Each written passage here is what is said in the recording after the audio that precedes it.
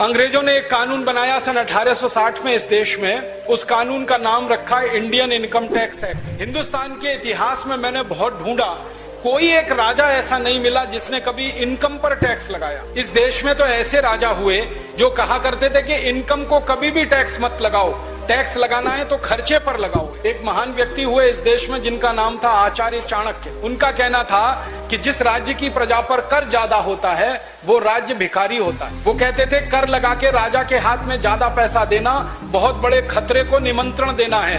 राजा का दिमाग कब खराब हो जाए और कब आपके दिए गए कर को वो बर्बाद करना शुरू कर दे, आप क्या करेंगे? इसलिए कहते थे पैसे लोगों के हाथ में रहने चाहिए, समाज के पास रहने चाहिए, राजा के पास कम से कम पैसे आने चाहिए, इसलिए कर कम से कम होना चाहिए। तो उन्होंने ये व्यवस्था दी थी। परिणाम जानते हैं क्या हुआ? जितने साल चाणक्य इस देश के प्रधानमंत्री रहे, भारत दुनिया में सोने की चिड़िया जैसा देश था।